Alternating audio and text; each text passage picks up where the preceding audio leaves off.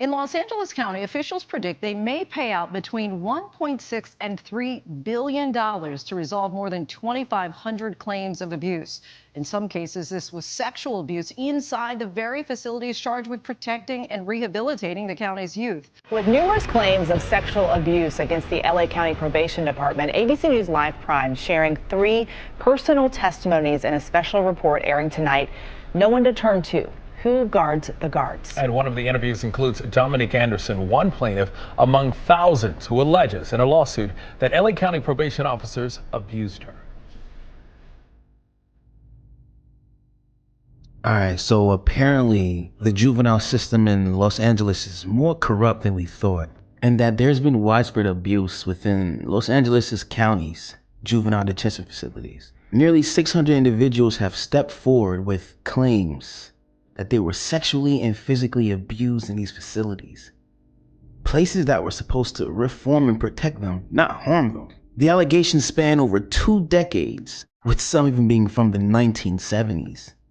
Affecting children as young as 12, the new lawsuit against the county and more than 200 unnamed officers alleges children and these kids were assaulted at Camp Kilpatrick, Central Juvenile Hall, Barry J. Nidorf Juvenile Hall, and Los Padrinos Juvenile Hall during the 20-year period. Imagine for a moment the kind of impact this would have on a young kid's life. You can never trust the law again. They're saying these officers physically harmed or threatened the children into silence. And those who attempted to report these incidents were often ignored or even punished. Some of these officers were literally beating the shit out of the kids they threw in jail. At the probation department's Camp Kilpatrick in Malibu, the then 17-year-old getting into an argument with the officers. 5 of them piling on top of the teen, trying to restrain him. Gascon says even after the teen was handcuffed, Cross continues to pin the boy's legs back as he cries out in pain. Cross now charged with 1 felony count of assault under the color of authority. We're saying to the families of our justice-involved youth that we will not tolerate harm and we will not tolerate child abuse. Not today, not tomorrow, not ever. The DA's office only learning of the incident from the Times story. It's unclear if the probation department took any action against Cross. The department only saying it doesn't comment on pending litigation and that they have a zero-tolerance policy regarding sexual abuse, sexual harassment, and unnecessary use. How far do you guys think this goes? Whenever you see this many assaults and reports of sexual abuse in these facilities, you guys think that a lot of these charges could have been padded? That these officers could have been setting these kids up to be in jail for something petty and small, just for an opportunity to gain that control over them once they're locked up? I mean, it's very possible that this is what's happening because a lot of these cases and complaints were often by the same perpetrators across different times. One of these accounts involved a 15-year-old girl who tried to report the fact that she was being abused by an officer, only to be met with dismissal, coercion, and even punishment.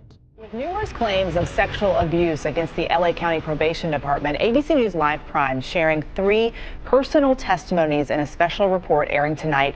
No one to turn to. Who guards the guards? And one of the interviews includes Dominique Anderson, one plaintiff among thousands who alleges in a lawsuit that LA County probation officers abused her. You're not old enough to consent. And that's the tough thing about being a victim. You never see it that this person is abusing their authority. You don't see it as them preying on you as being a child. Dominique says after she reported being sexually abused by one of her probation officers, she was then approached by a female staff member asking her not to blow the whistle. She said, he has a daughter, he has a career, he has a lot to lose. What did you lose? I think I lost my innocence, my self-esteem. There's They placed this little girl in solitary confinement as if she was the one who was in the wrong. Just because she accused one of their own, they punished her for that shit? Damn. And the abuse wasn't just behind closed doors. These officers were bold enough to sexually attack these kids in common areas like showers, hallways, and even the cells. as these officers exploited their authority over these kids. And they were even offering snacks and privileges while their victims were locked up in exchange for their silence. This is insane. One 15-year-old boy at Central Juvenile Hall alleged that on 6 different occasions, he was beaten, pepper sprayed, and then sexually assaulted by the same guard after being taken to the showers to get washed off. Get the fuck out of here. And despite legislative efforts like the Child Victims Act that allows more time for victims to come forward, the true scale of the trauma might never be fully known, since in a lot of people's eyes, it'll be too much trouble to bring this back up. A lot of them probably worked really hard to bury the trauma and to keep this a secret from their families and friends. So much so that it wouldn't be worth bringing up their own abuse just to upset their own lives. So this is definitely not all of them. And while the county could be on the hook for up to $3 billion in settlements, no amount of money can fully right these wrongs, because these survivors aren't just seeking compensation, they're looking for accountability and reforms to protect future generations. And they're also looking for these officers to get thrown in jail. In Los Angeles County, officials predict they may pay out between $1.6 and $3 billion to resolve more than 2,500 claims of abuse. In some cases, this was sexual abuse inside the very facilities charged with protecting and rehabilitating the county's youth. Juvenile facilities run by the Los Angeles County Probation Department. The story you're about to see is the result of our months-long investigation into what's being described as a national disgrace and an outrageous open secret long ignored.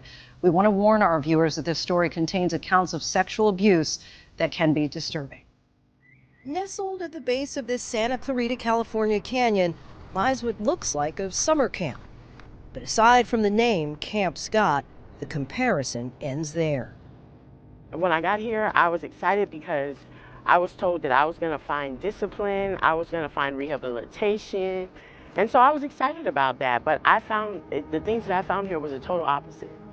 This is my last chance. Change is desperately needed, man. The main thing we need to do is keep our eyes open when it comes to your local government. That's the only thing we really can do.